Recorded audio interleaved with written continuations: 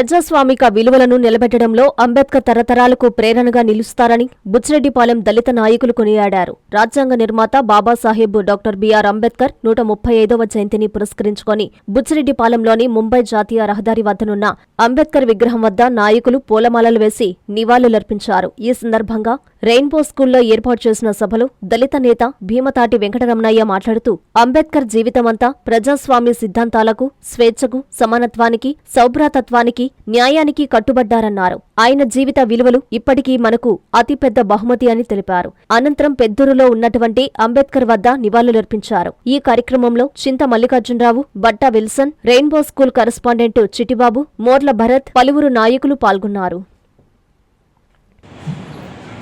జోహార్ doctor BR Ambedkar, జోహార్ doctor BR Ambedkar, జోహార్ doctor BR Ambedkar. కొనసాగిస్తాం అంబేద్కర్ ఆశయాలను, కొనసాగిస్తాం అంబేద్కర్ ఆశయాలను.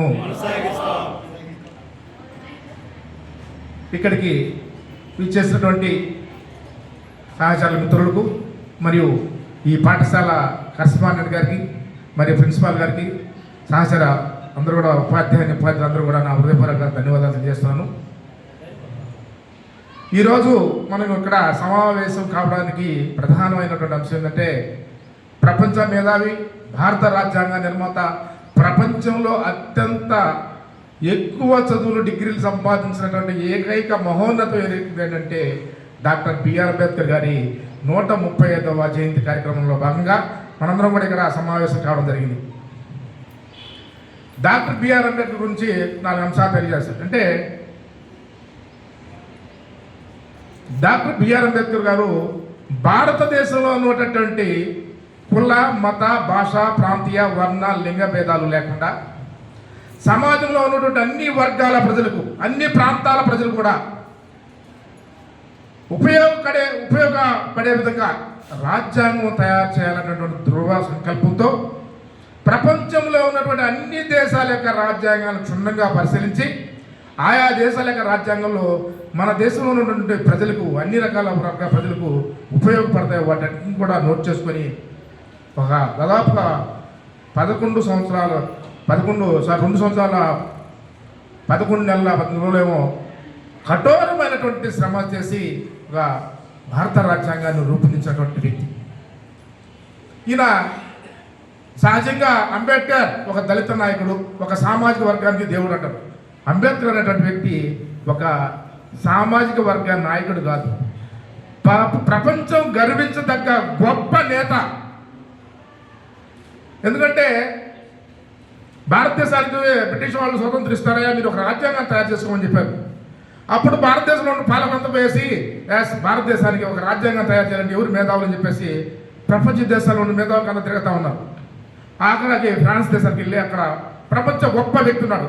అయ్యా, మీ దేశానికి నువ్వే రాజ్యాంగం రాసావు కదా, మా భారతదేశంలో కూడా ఒక చిన్న రాజ్యాంగం రాసి పెట్టబోయని అడిగారు. మరే నాయన, గొర్రె పిల్లల సంఖ్యలో పెట్టుకుని దేశం అంతా జరుగుతున్నారు. నాకంటే సహచర ప్రపంచ మేధావి, ఈ రోజుల్లో ఒక గొప్ప వ్యక్తి అయినటువంటి డాక్టర్ బిఆర్ అంబేద్కర్ మీ దేశంలో పెట్టుకొని మీరు మా కాడకు వచ్చి రాజ్యాంగం రాయమంటే ఎంత దిగుచుంటాయా అన్నాడు. అంటే తిరిగి మళ్ళీ భారత రాజ్యాంగం అంతా పెద్దలంతా కూడా అంబేద్కర్ దగ్గర రావడం జరిగింది.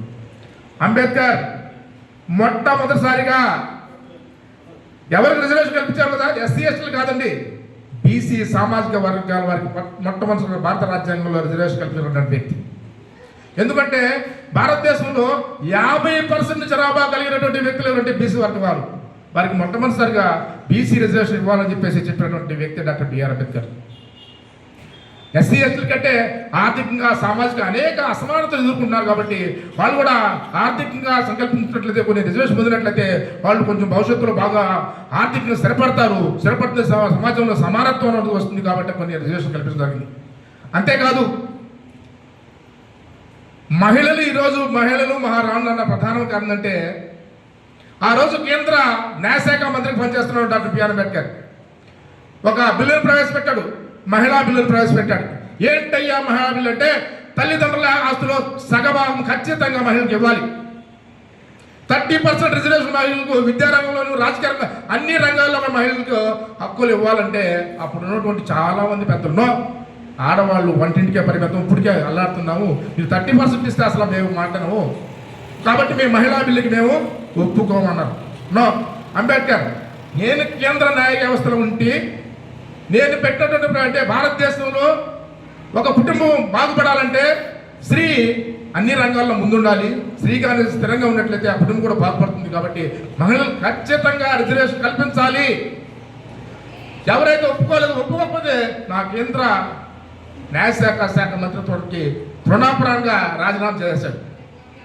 మీరు ఒప్పుకుంటే నేను పదవిలో కొనసాగుతాను, ఒప్పుకోకుంటే నేను పదవిలో కొనసాగుతానని చెప్పేసి ఆయన తన యొక్క కేంద్ర పదవికి రాజీనామా చేసి తర్వాత మహిళా బిల్లు ప్రవేశపెట్టి ఈరోజు మహిళలకు అన్ని రంగాల్లో అవకాశాలు వస్తాయంటే ఆయన రాసినటువంటి భారత రాజ్యాంగంలోనే భాగంగానే ఈరోజు అనుభవిస్తున్నారు. అంతేకాదు, అంతకుముందు ఉదయం నుండి సాయంకాలం వరకు 18 గంటలు పనిచేసేవాడు. నో, శ్రామికుల యొక్క శ్రమ దోపిడీకి గురవుతుంది, కాబట్టి వాళ్ళు 10 గంటలు ఖచ్చితంగా నిర్ణయించాలి, 8 గంటలు కానీ 10 గంటలు మాత్రమే పనిచేయాలి. ఒక శ్రామిక యొక్క పని సమయాన్ని కేటాయించినటువంటి వ్యక్తి doctor BR Ambedkar.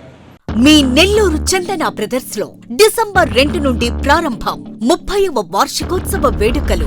100% free shopping తో అంబరాన్నంటే వేడుకలు, ఆనందాన్ని నింపే ఆఫర్లు. మీరు కొన్నంత మొత్తానికి ఫ్రీ కూపన్స్ పొందండి. ప్రతి 1000 రూపాయల కొనుగోలుపై ఒక కూపన్ తగ్గింపు పొందండి. అన్ని రకాల వస్త్రాలపై అప్ టు 50% ఆఫ్. ప్రత్యేక కౌంటర్లలో 1+1, 1+2 మరియు కాంబో ఆఫర్స్.